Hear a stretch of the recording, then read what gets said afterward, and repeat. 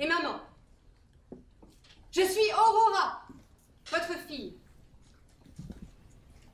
Comme toutes les jeunes filles de mon âge, j'ai reçu dans mon enfance une éducation entièrement consacrée au seul espoir dont puisse rêver une jeune fille de ce pays, le mariage. À l'école, on m'a appris la cuisine. On m'a enseigné un petit peu de géographie, les mathématiques et l'histoire de la nation. On m'a aussi appris la couture, des danses régionales, un peu de flûte et les bonnes manières. Je connais l'anglais, je sais rédiger une lettre officielle et je connais par cœur une infinité de chansons. Comme Chiasten mia palartin la sarokralu, mia garpelenci albolehan.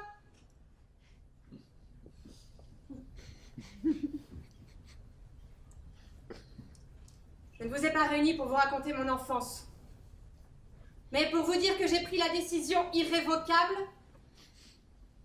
d'être mère. Je veux être la mère d'un être, une fille, qui un jour se dressera comme le plus précieux don de la nature. En pensant à elle, je ne puis me dérober à l'euphorie.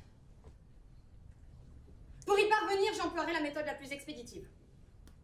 Ne faites pas vos prudes, je hais le sexe me révulse, le sexe me répugne. Je serai mère, et non une simple partenaire se contentant de mettre au monde des enfants qui un jour seront les maillons destinés à prolonger la chaîne. Dès que possible, je serai mère d'une fille qui connaîtra le plus étonnant destin pendant son séjour sur la Terre. Quand je pense à elle, je me sens comblée d'une ferveur et d'une exaltation si étranges. Je devine que ma fille sera tout ce que je ne puis plus être. Hier, j'ai rêvé qu'un guide d'aveugle couvert d'écailles conduisait une fillette éblouie par les rayons du soleil, tandis qu'un page volait au-dessus d'eux, une boussole à la main. Aurora! Aurora! Que fais-tu, ma fille? Je te parlais! Tu dis de ces choses, comme tu es bizarre. Et tu sais pourquoi? À cause de tous ces livres que tu lis. Ces lectures te dessèchent le cerveau. Je lis des livres de philosophie. Tant de douleurs qui nous entourent. Tais-toi, tu parles comme un député qu'une femme. Puis encore une petite fille. Tous ces livres que tu lis en désordre, sans but précis, vont te faire perdre l'esprit. N'en parlons plus. Je veux te présenter un jeune homme de ton âge, très intelligent et d'une très bonne situation. C'est un excellent parti. Étant donné qui tu es, il faut craindre les chasseurs de dot sans scrupules. Lui, c'est tout le contraire. Un garçon sage, bien élevé, vous fera un couple idéal. Si c'est toi qui le dis. Ne m'oblige pas à me montrer autoritaire. Tu sais bien que je t'ai donné une éducation libérale selon mes convictions progressistes. Mais j'aime pas qu'on se moque de moi. Tu sais que j'ai le droit de t'imposer le mari qui te convient le mieux. Et dans ce cas, on pourrait même parler de devoir. C'est bon. Je veux voir immédiatement le prétendant en question. Et c'est comme ça que j'aime ma petite Aurora. Sauvage, mais en fin de compte obéissante à son père. Il entre. N'oublie pas qu'il est fils unique, héritier d'une grande fortune, qu'il jouit d'une excellente santé, qui va bientôt finir ses études d'ingénieur. Au revoir, papa. C'est fille dénaturée, tu savais. Voilà, il entre à l'instant même. À présent que nous sommes seuls, je veux vous dire que je suis follement amoureux de vous. Que depuis le premier jour où je vous ai vu, il ne s'est pas passé un seul instant sans que je pense à vous. Tiens donc, voilà les méthodes que l'on emploie. Que voulez-vous dire? Suivez-moi. Que voulez-vous de moi? Je suis votre esclave! Pour un sourire de vos lèvres, je donnerai ma vie. Et le jour où j'aurai l'audace de vous demander de solliciter de vous, d'implorer un baiser. Je hais le sexe et tout ce qui s'y rapporte. Je n'ai pas prononcé un mot si grossier.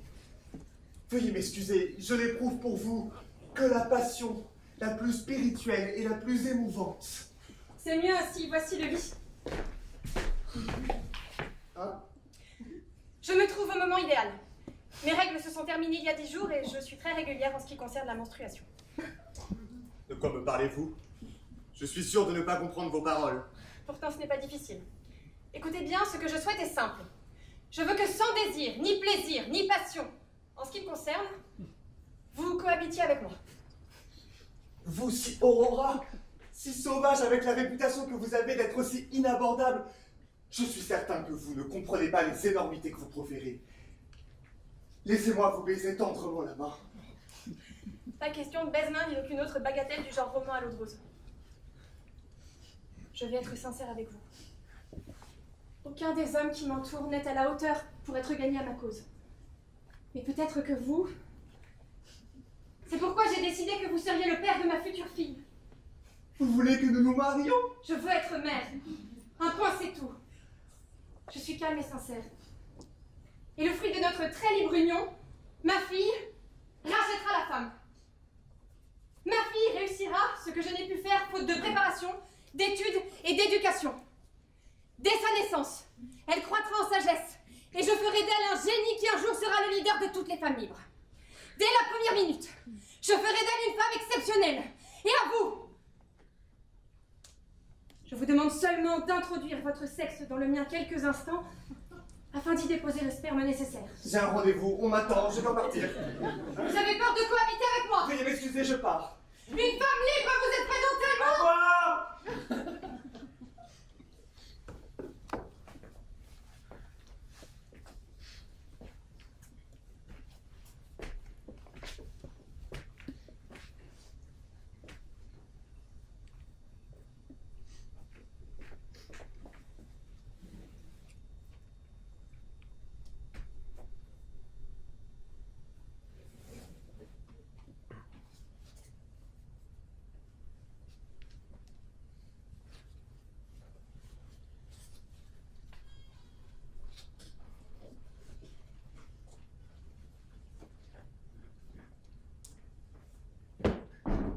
Makochi piten sin mano kosteka pitelon sin makochi kochi no shoko yo Makochi piten sin mano kosteka pitelon sin Makochi kochi no shokoyo Mano koshiteka no shokoyotsin Mano koshiteka no pitelonsin Makochi kochi pitensin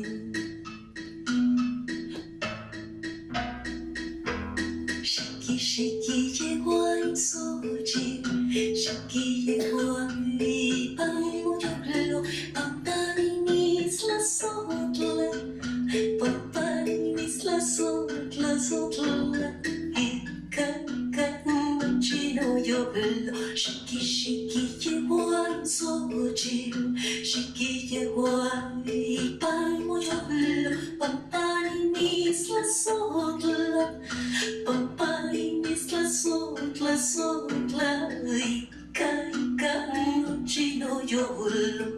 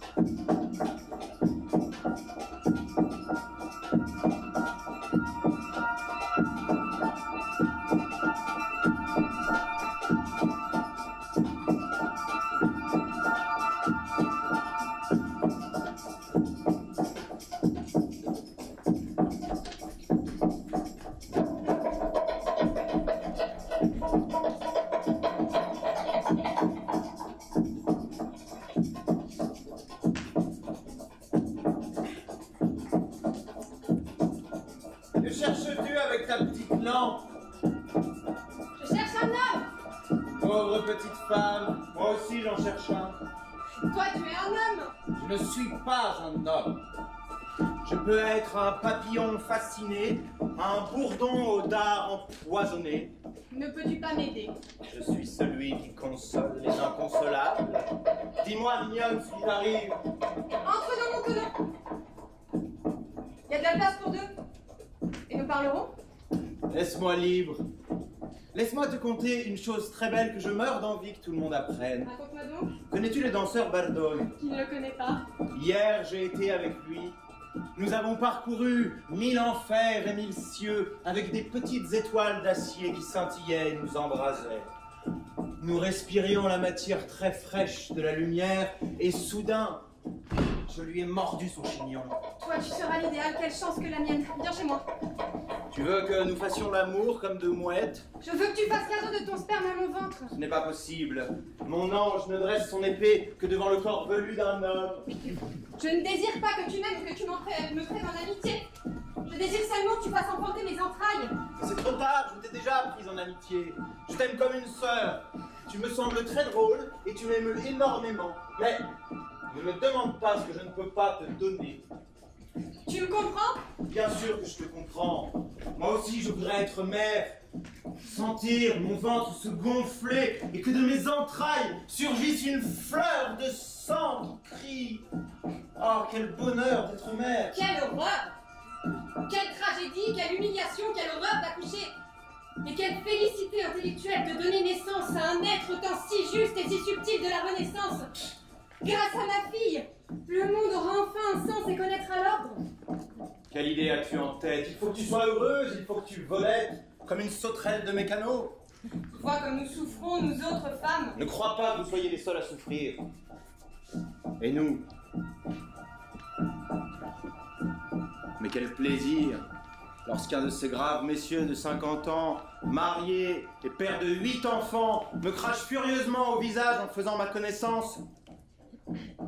Et qu'ensuite, grâce à mon art, il est séduit et dompté, doux comme un agneau, et lorsque je le pénètre de mon couteau de muscle et que je l'arrose de jasmin, il reste à 4 pattes, le cul à l'air, me demandant éploré que je le laboure jusqu'au centre de son âme. Quelle chose me racontes-tu?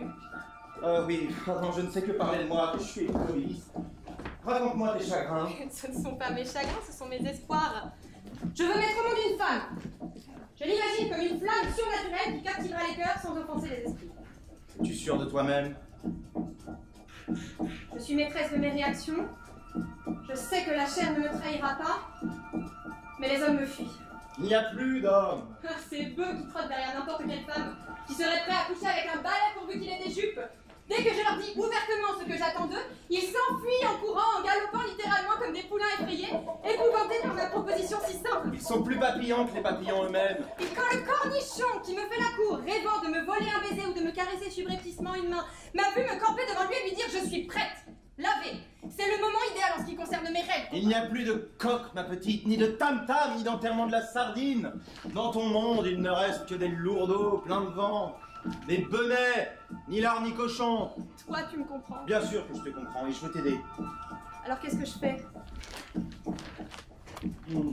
Trouve-toi un mauvais gars des faubourgs, un ruffian, une brute indomptable, une canaille, un coquin, un voyou. Lui te fera un enfant et tu deviendras femme. Tu te donneras à lui et ton corps s'épanouira vigoureux. Tu seras une corolle d'immortel et le plaisir galopera dans tes entrailles. J'affronterai le moment crucial sans la plus petite ombre de plaisir charnel. Corps craintif, lui qui est charpente. Mais tu as raison, je me suis trompée. J'ai emprunté le mauvais chemin. J'ai essayé de trouver pour être le père de ma fille un homme de mon milieu qui ait ma bonne éducation, les bonnes manières de ma propre famille. C'était une erreur. Mais sûr que c'en était une. Mais je le connais, l'homme, le père. Qui est-ce? Un rebelle qui a fait de la prison et qui est devenu matelot. Un homme méprisé de tous parce qu'il a séduit plusieurs jeunes filles du quartier, dont une mineure. Va le chercher, et l'œil. Bonne chance. Suce au taureau qu'il t'encorne avec charme. Attends. Que dois-je faire pour le voir? Écris-lui écris-lui. Viens dans ma couche nuptiale. Dans ma chambre, cette nuit, je serai seul. Et bien que je sois encore immaculé, je veux que tu fasses jaillir le fruit du fond de ma terre. Il viendra. Ah, si c'est la tête brûlée que tu le décris, il viendra, plein d'écume chaude, il te croira amoureuse. Et ne doutera pas un seul instant qu'avec toi, il parcourra, fiché dans ton ventre, les 1001 danses du plaisir.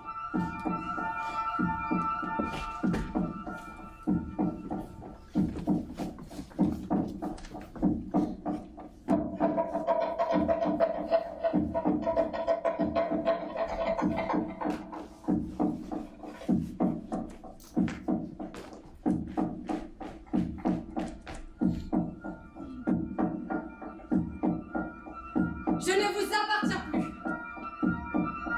À présent, je suis moi, je n'ai plus de parents.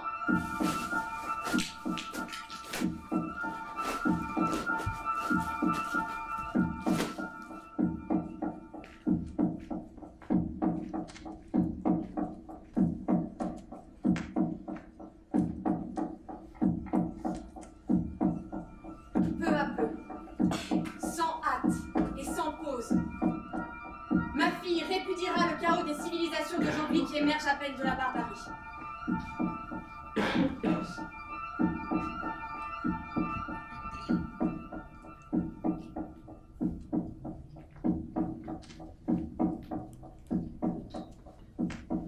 Viens, instrument.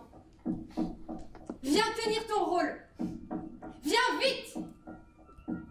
Je suis prête pour l'inévitable outrage de la chair.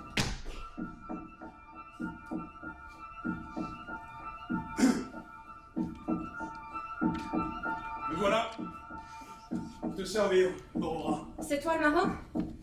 J'ai préparé mon esprit de telle manière, par un procédé si lent et si méthodique, que toutes les éventuelles faiblesses de la chair sont endormies et écartées. Idée exactement de coucher avec toi la première fois que je te vois m'attire extraordinairement. Surtout aujourd'hui où le village est en mémoire.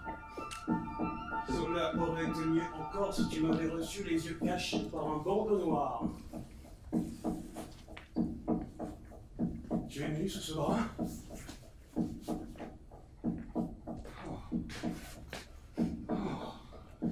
Ah, tu m'excites. Moins de discours et allons au lit.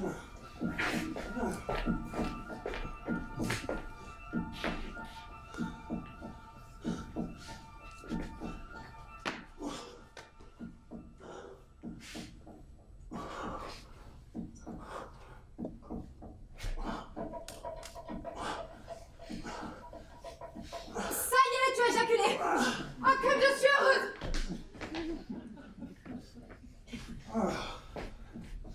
Comme tu es appétissante. Un vrai régal.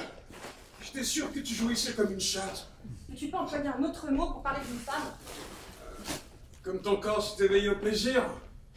Comme je l'ai senti vibrer. Comme tu me l'as chauffé. Tout compte fait, tu es comme les autres.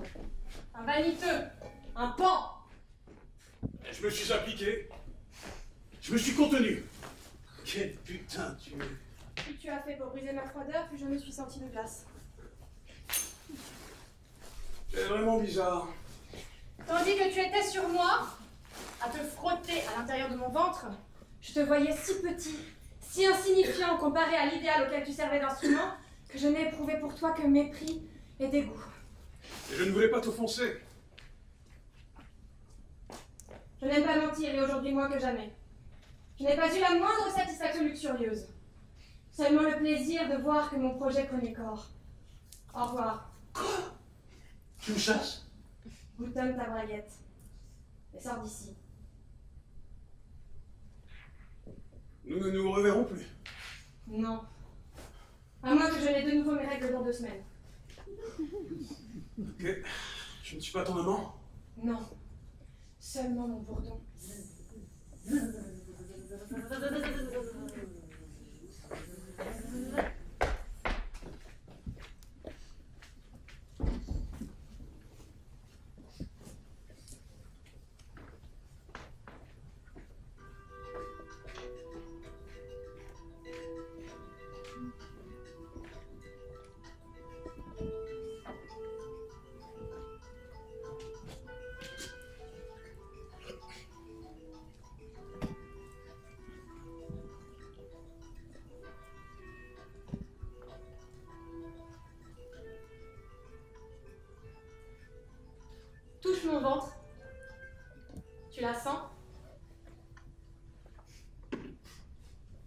Bien sûr que je sens les coups de pied qu'elle donne. Tu verras, ce sera une danseuse. Ne dis pas d'énormité.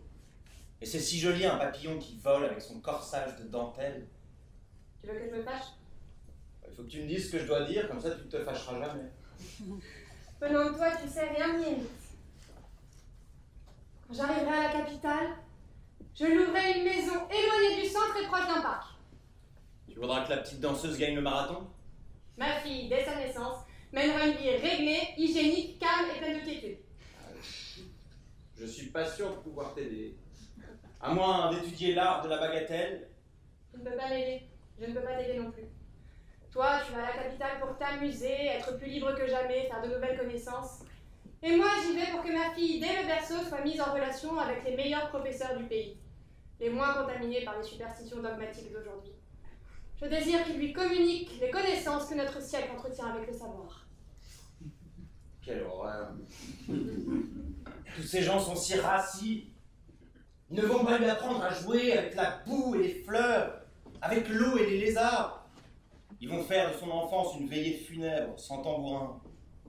Ma fille n'aura pas d'enfance.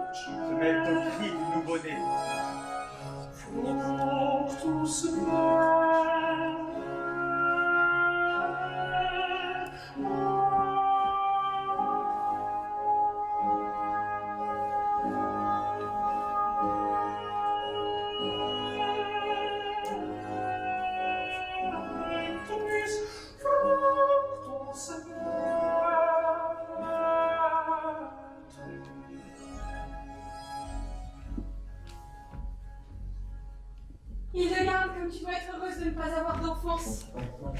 Oui, maman. J'ai suivi au pied de la lettre les conseils des meilleurs puériculteurs et des plus éminents pédiatres.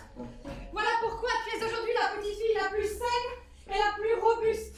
Et que les maladies infantiles n'ont pas de prise sur toi. Oui, maman. Voilà pourquoi tu vis dans un des endroits les mieux aérés, les mieux exposés au soleil et proche de la capitale. Oui, maman. Tu es la petite fille la plus grande et la plus développée des enfants de ton âge.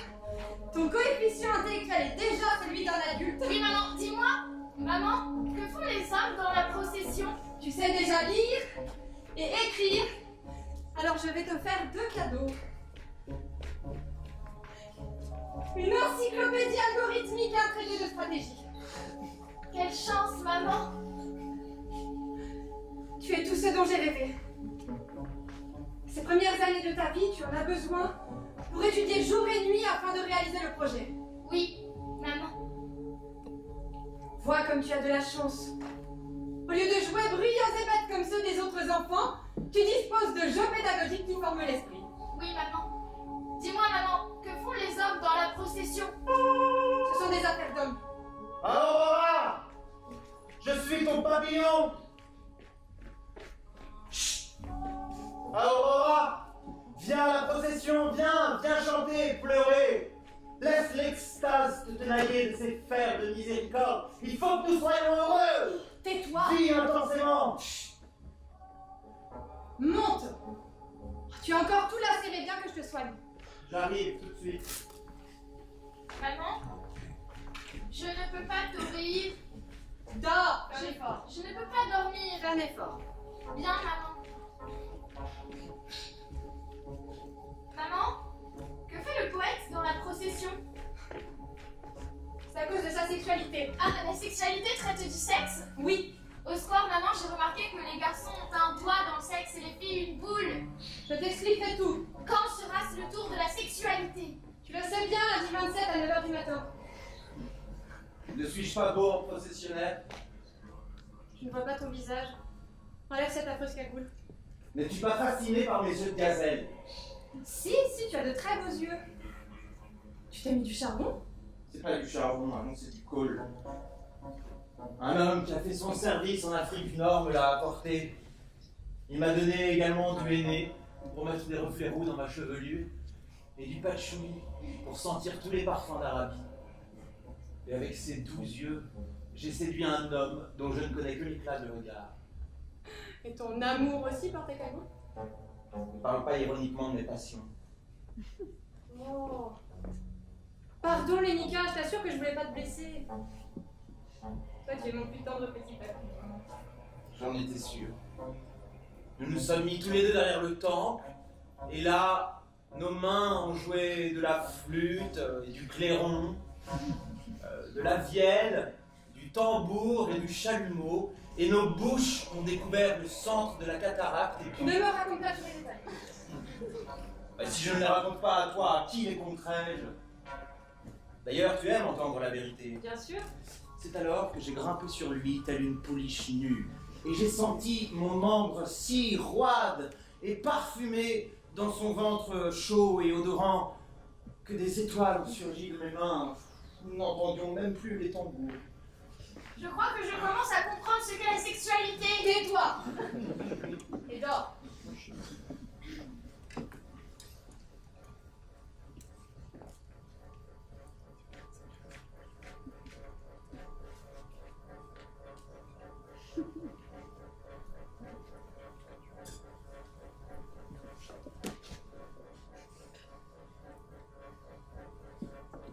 Les années ont passé.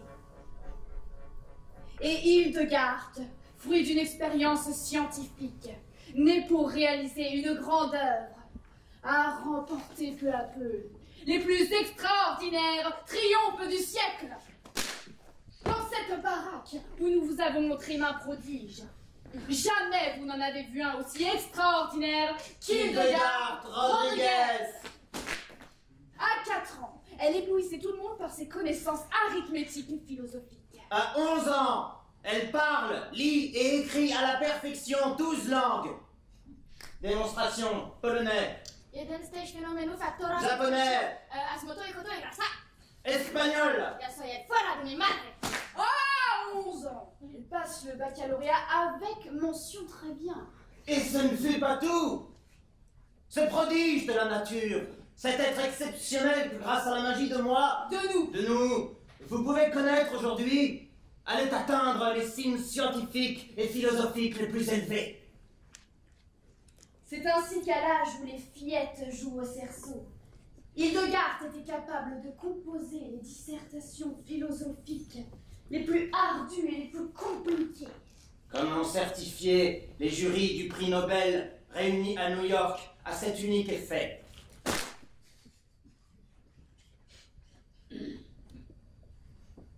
Tout était accessible à son génie en herbe. Ces éblouissantes connaissances en arithmétique surprirent les professeurs les plus experts du monde entier. Et à l'âge où les fillettes rêvent de nager avec des dauphins, Ou de petits poneys tout roses. de voler sur des licornes arc-en-ciel, Oui, les licornes toutes roses aussi. d'embrasser leur premier garçon, Les garçons Hildegard, ce fruit de science phénoménale connaît déjà les mystères de la procréation. Animale et humaine. Et elle élabore un traité de sexualité. Le fait que les femmes assument dans une plus grande proportion les questions de la reproduction et des soins des jeunes enfants assure le caractère présupposé sexué de la femme au sein du couple, mais aussi dans la société. Merveilleux propos d'un être si fragile. Tandis que la vie nous montre le spectacle dégradant de tant d'hommes et de femmes, sujets aux passions les plus viles, Vautrés dans la fange. prisonniers de leurs instincts qui les poussent à la démence et à la frénésie. C'est pourquoi, aujourd'hui où la renommée d'Hildegard a dépassé celle des plus grandes stars, Cette baraque vous compte sa vie sans face.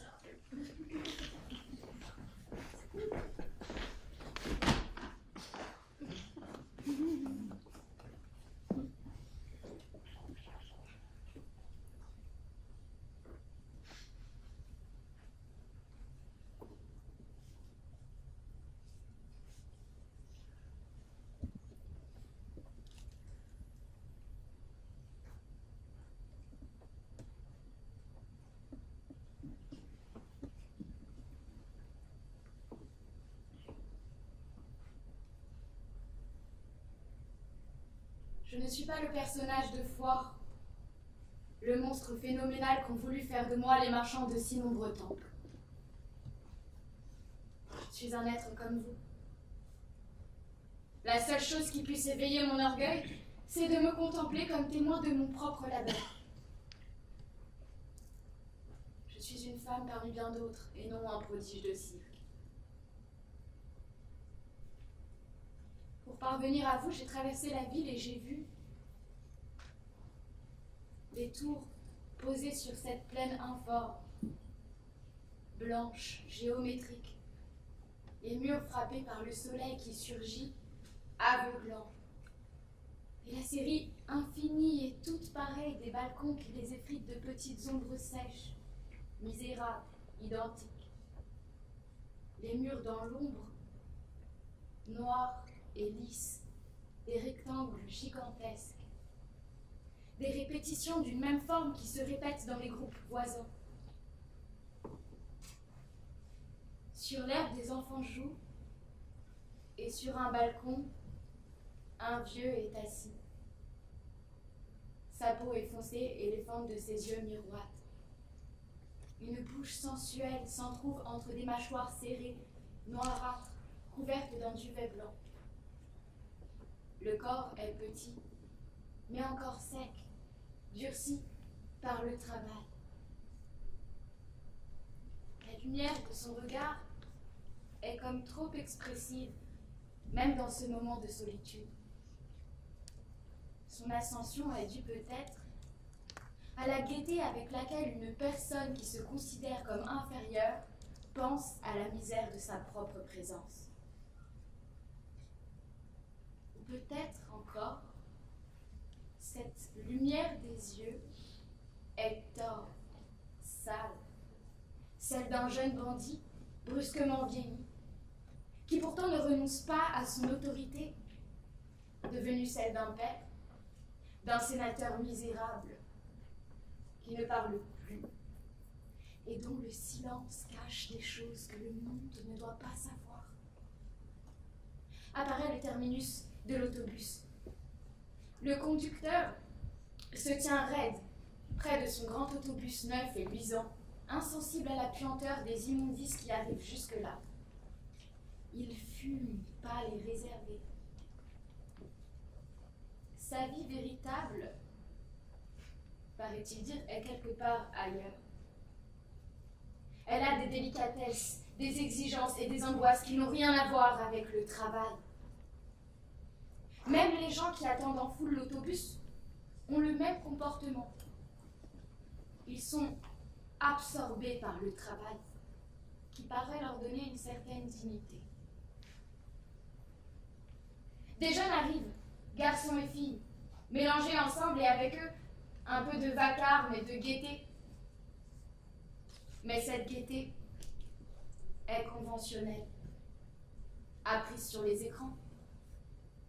Même certains d'entre eux, près d'une voiture luisante comme un miroir, prennent les attitudes qu'ont les jeunes dans les publicités pour les voitures précisément, ou les vêtements, ou je ne sais quel accessoire. Ils ont tous, au fond de leurs yeux, ce même bonheur total qui empêche l'accès à n'importe quel autre sentiment qui n'est pas celui de coïncider avec un modèle aimé et sans alternative. Mais comme ce bonheur total est faux et artificiel, au fond de leurs yeux demeure une ombre de honte et de peur. Les paroles joyeuses sont forcées, mais personne ne s'en aperçoit. Et ainsi, le jeu est de la part de tout le monde parfait. Des personnes comme celle-là, qui se trouvent à l'arrêt de l'autobus. C'est le modèle qui se répète non pas des dizaines, non pas des centaines, non pas des milliers, mais des dizaines de milliers de fois dans le voyage vers le centre de la ville. Quelqu'un comme moi, qui ne partage pas sa hâte en allant dans la même direction, peut contempler à son aise comment ce rêve dans lequel il est plongé agit et fonctionne réellement. Il s'agit en fait d'une série de négations. Ces personnes n'ont plus la pureté, fut-elle contrainte, de la pauvreté. Ces personnes ne créent plus leur modèle humain. Ces personnes n'opposent plus leur culture à celle des maîtres. Ces personnes, vous ne connaissez plus la volonté silencieuse de la révolution. Tout cela est exprimé par votre présence physique, votre mode d'être, par votre corps.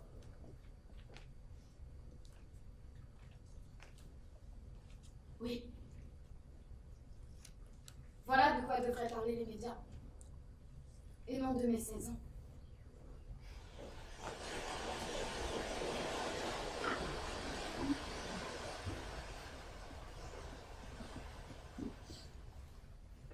Madame Aurora Rodriguez, votre fille Hildegard va être jugée pour délit d'incitation à l'insurrection. Mais je lis dans l'acte d'accusation qu'elle n'a que 16 ans. Il s'agit sans doute d'une erreur. Ce n'est pas une erreur, c'est la pure vérité. Mais alors nous ne pouvons la juger. Vous n'avez pas le droit de me convoquer, moi. Ma fille est suffisamment mûre et instruite pour répondre de ses actes. Ce n'est pas une femme, c'est une fillette. En effet, elle a 16 ans. Alors elle doit être jugée par un tribunal pour mineurs.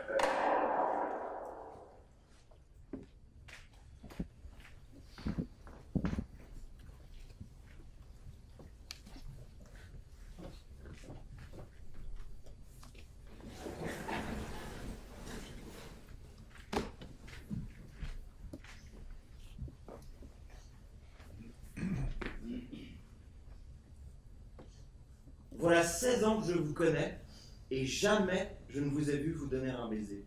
Nous ne sommes pas pour les démonstrations. Oui, je sais, tu es comme une boule de mercure, si froide, mais si chaude quand on l'approche du cœur. Nous sommes toujours ensemble. Et vous dormez dans le même lit. Absolument, toutes les nuits. Eh bien, il faut vous préparer, chère Aurora. Bientôt, nous devrons marier Hildegard. Je n'ai pas ces arrêtés d'entrée. Les aveux s'il vous demandent de porter les chutes que j'ai poussées. Tu connais les hommes les plus cultivés de la Terre. Tu entretiens une correspondance avec les principaux philosophes les plus connus te flattent, mais en réalité, reconnais Hildegard que tu ne peux avoir confiance qu'en moi, ta mère. Maman, ça suffit. Tu ne peux oublier ta mission avec une telle frivolité. Maman, le professeur Wells me demande d'aller à Londres. Ils veulent une pucelle pour un gorille! Le professeur Wells désire que je m'instruise au contact des êtres les mieux doués. La seule chose qu'il souhaite, selon ses propres mots, c'est qu'on ne cache pas la lumière sous le boisseau. Wells est un agent de l'intelligence service britannique, comme le fut Laurence d'Arabie qui mit fin à la domination turque au Moyen-Orient au bénéfice exclusif de la Grande-Bretagne. Tout au long de l'histoire, les pays les plus puissants ont toujours eu des polices parallèles et secrètes vouées à étendre leur hégémonie, à écraser toute velléité de révolte parmi ceux qui, avec raison, refusent le monopole impérialiste du pays dominateur.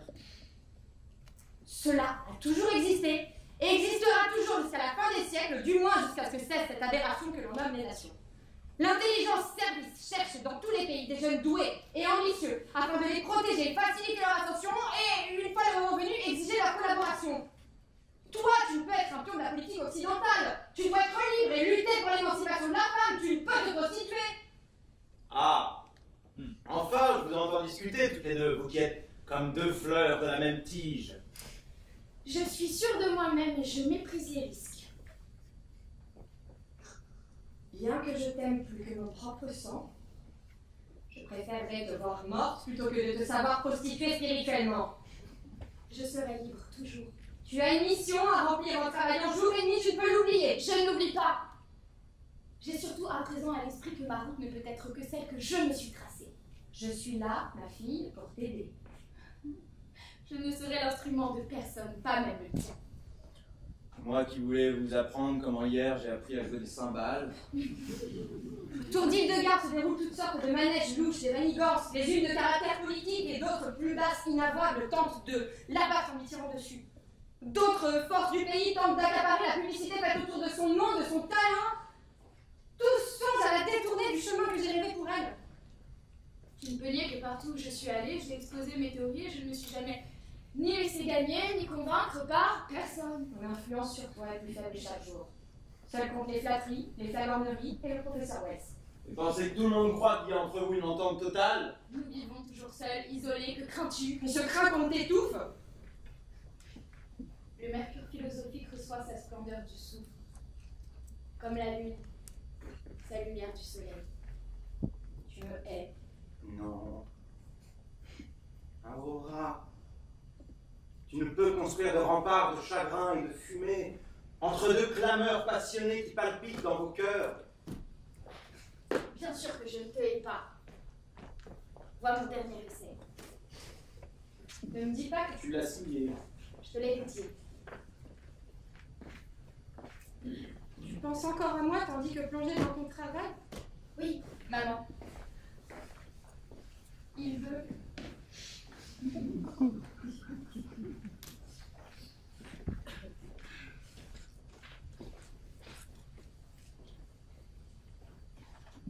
Je suis le professeur Wells, et au nom de la science, je vous propose de venir perfectionner votre exceptionnel talent auprès de nous.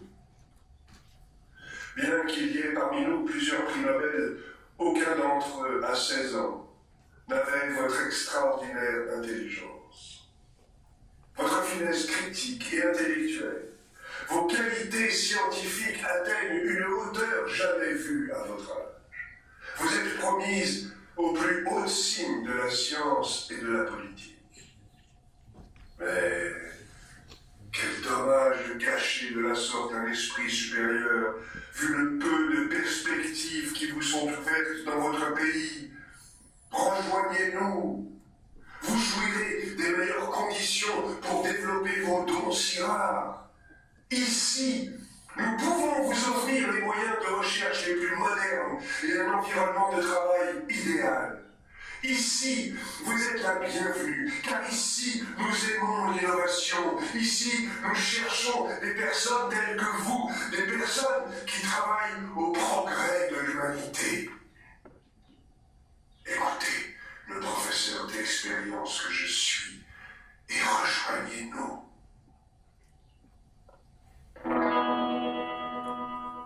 Dream, dream, dream, dream, dream, dream.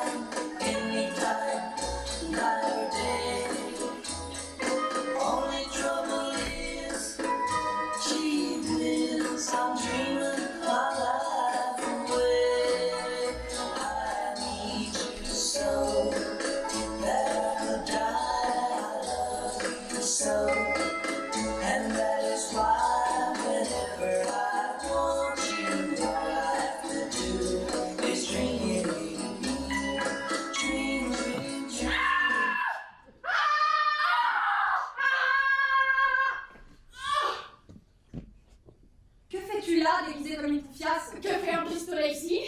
Tu sais que certains groupes extrémistes veulent t'assassiner, j'ai acheté le pistolet pour te défendre. Quel pressentiment? Tu es vêtue comme une prostituée. Tu t'es maquillé les yeux, les lèvres, tu t'es mis du rouge aux joues, tu as 2 minutes, quelle honte! Et cette fillette, soumise, géniale, écrivain infatigable, auteur d'une très audacieuse théorie sexuelle, experte dans les langues les plus difficiles de la Terre et qui entretenait une correspondance constante avec les personnalités les plus brillantes du siècle, cette jeune fille prodigieuse devenait femme, peu à peu. Et la mère assistait à la métamorphose de sa fille avec accablement. L'attitude indépendante de Hildegard démontrait que sa mère avait échoué.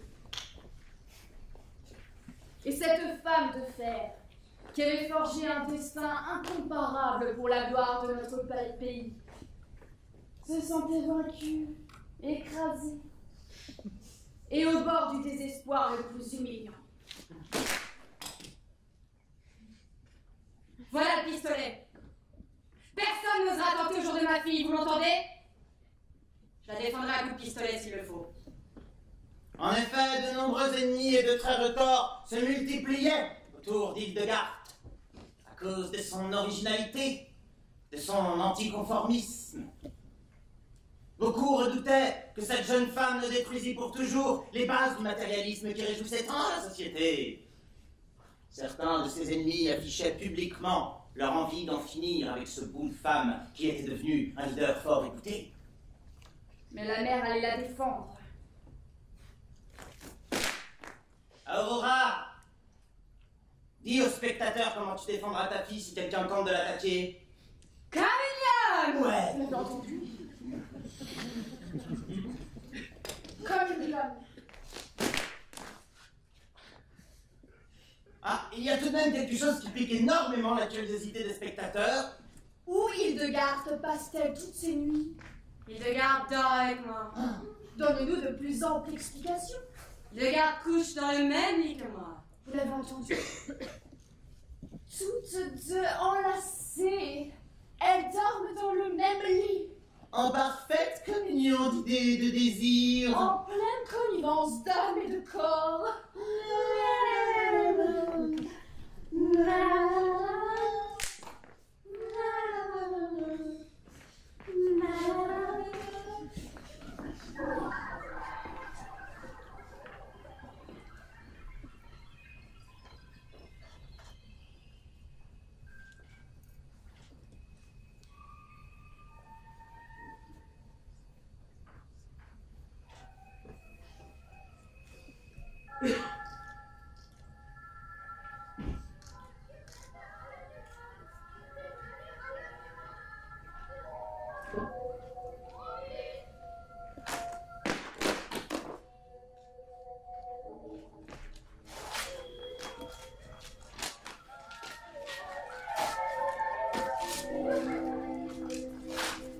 À mort les livres, à bas la science, les livres, la morale, à bas la science, la discipline, la morale, le travail, la discipline et la bonté. Le travail, il faut les abattre, et la bonté, à grands coups de pêche. Il faut les abattre, comme les vieux arbres secs de pêche. Je repêche les jeunes arbrisseaux de comme les vieux arbres secs. Je repêche les jeunes arbrisseaux de pousser. Vive la reine du pôle! En laissant, j'ai commencé à rêver. Le cercueil est la raison d'être du récit. Peu importe qu'Alexandre le Grand ait été sévère, le cercueil est la raison d'être phrase. Bravo!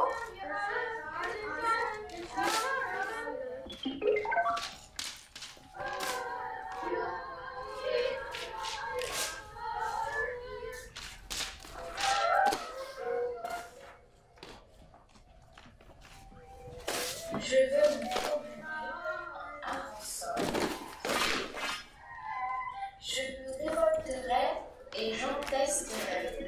Je vendrai l'ordre. Je suis déjà nauséabonde.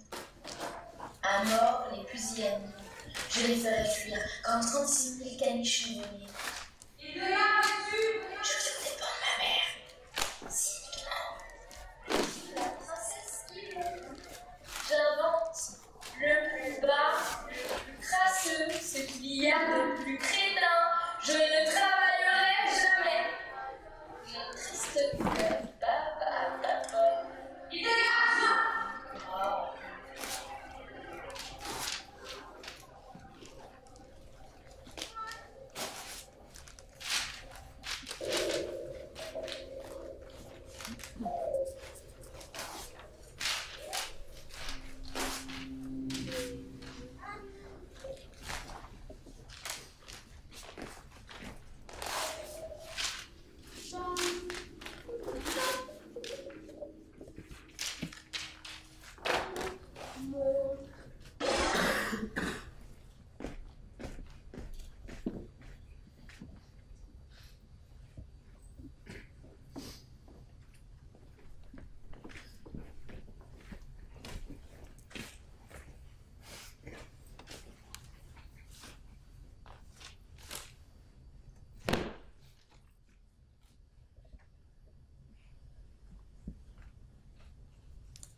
Tout plutôt que leur triomphe.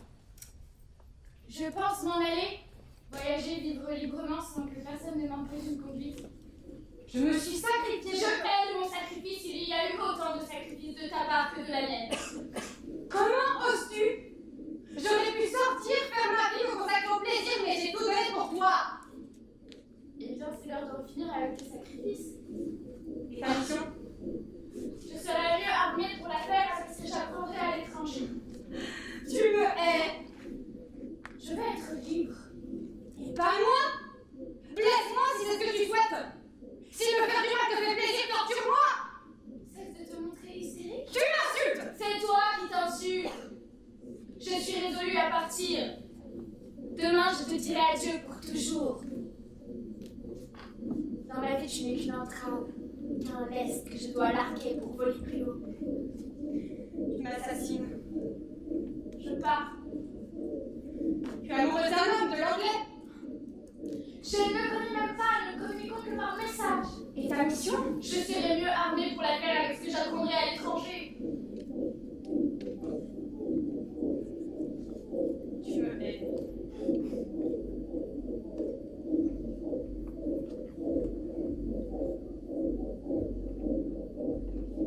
Pendant des années, j'ai tout sacrifié pour créer un être d'exception, un être supérieur.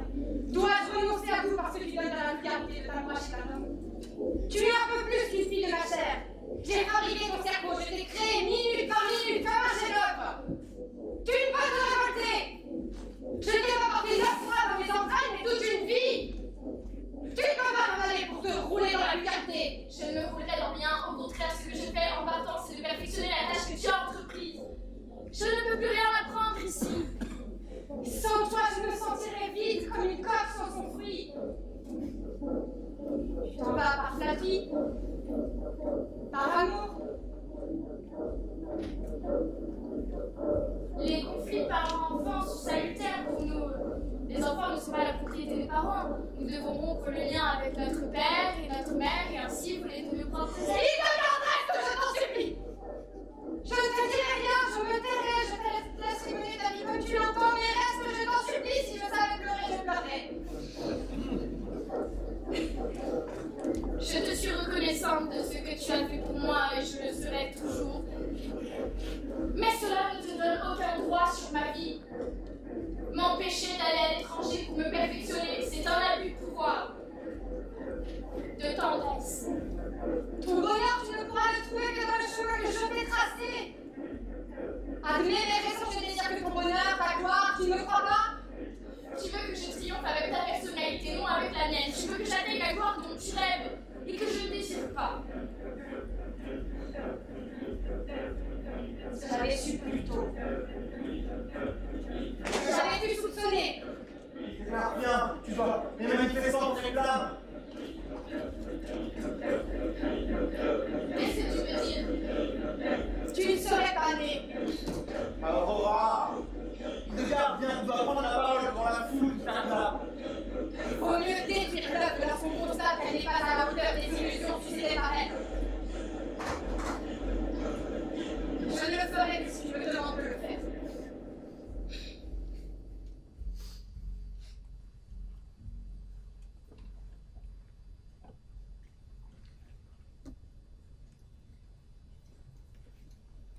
Et la tragédie allait faire capoter cette extraordinaire aventure.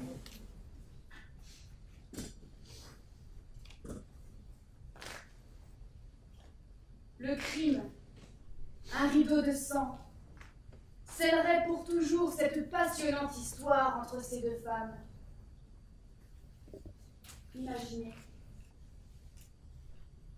cette nuit dramatique, cette nuit hallucinante, où le plus terrible des dialogues allait avoir lieu entre une mère et sa fille. Seule une folle a pu commettre un pareil assassinat. Monsieur le Président, je vous demande de me respecter, je l'exige. La plus grande insulte que l'on puisse imaginer serait d'affirmer que je suis folle. Je suis une femme tout à fait sensée, très normale, qui ignore le mensonge et qui est disposée à vous raconter avec tous les détails comment s'est produit le crime, tout en sachant que vous dire la vérité peut me mener à l'échafaud. Vous ne pouvez nier avoir agi dans un moment d'aliénation. Je le dis pour votre bien. Cela adoucira les rigueurs de la justice. Et la vérité? Que la rigueur de la justice retombe sur moi, mais je ne suis pas disposée à travestir les faits. J'ai agi dans le plus grand moment de lucidité de ma vie. Lorsque ma fille a compris qu'elle ne se trouvait pas à la hauteur de sa mission, lorsqu'elle a senti qu'elle avait déçu mes espoirs, lorsqu'elle a craint que continuer de vivre ne puisse la plonger définitivement dans l'abîme, elle m'a demandé de la tuer. Je me sens faible, impuissante. Je n'ai pas la force de lutter et encore moins de vaincre. J'ai compris trop tard ce vers quoi veulent me pousser les gens qui veulent m'éloigner de toi. Maintenant, je comprends quel est mon devoir. Libère-moi, maman. Libère-moi. Comment? Toi qui as eu l'audace de tenter de créer une œuvre parfaite, à présent tu auras le courage de la détruire. Tu veux que je te détruise? J'ai échoué. Tu sais que je veux fuir pour m'enivrer de flatterie et oublier ma mission. Toi, tu peux et tu dois l'éviter. Tu dois me tuer. Je suis pas mère.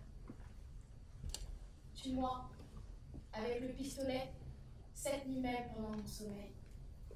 Et vous obéissez aux supplications fébriles d'une mineure.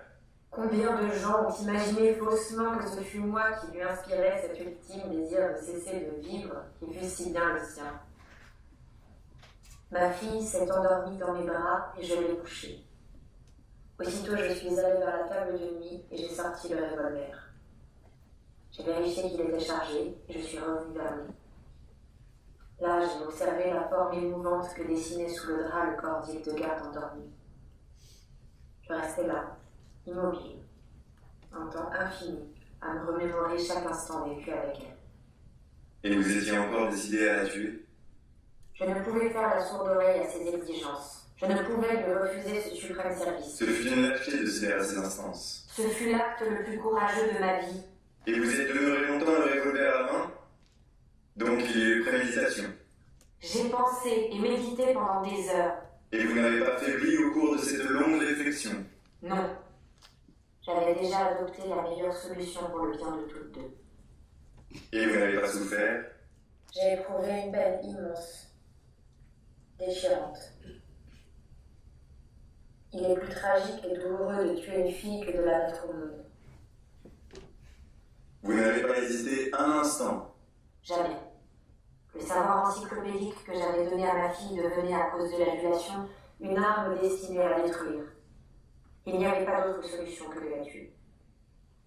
En implorant sa mort, ma fille exprimait ma pensée. Mais le temps passait.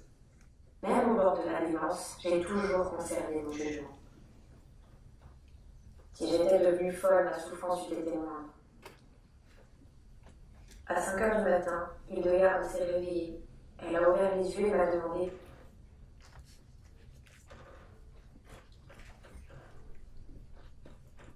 Tu n'as pas encore tué, maman?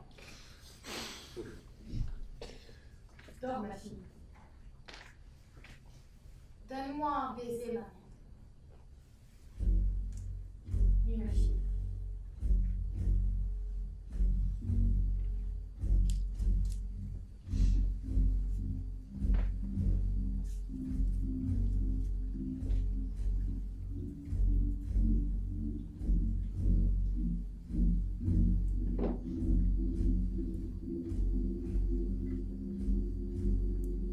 dommage que Rénica ne soit pas là.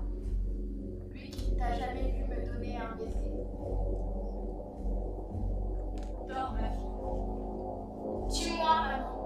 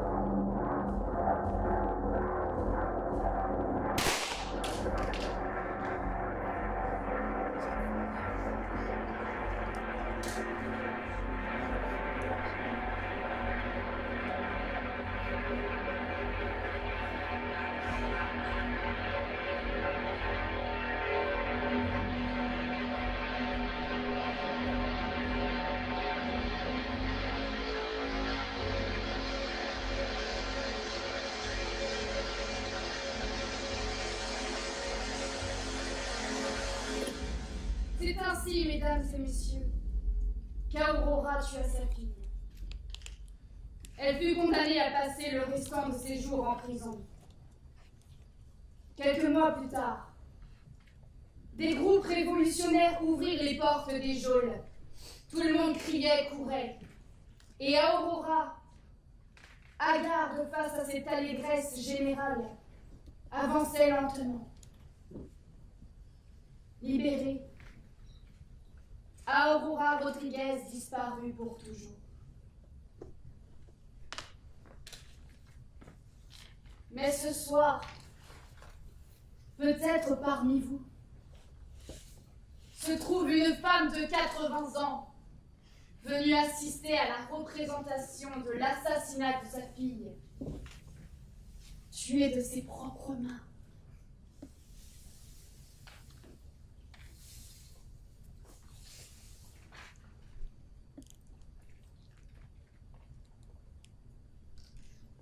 Maman, toi, tu courras sous le soleil.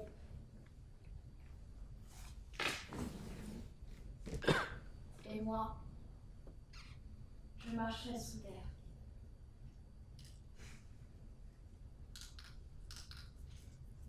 Je compris que ma fille avait écrit ce message afin de m'exhorter au bonheur. Campant au milieu des étoiles, les yeux pris de vertige, comme je me sentis heureuse soudainement,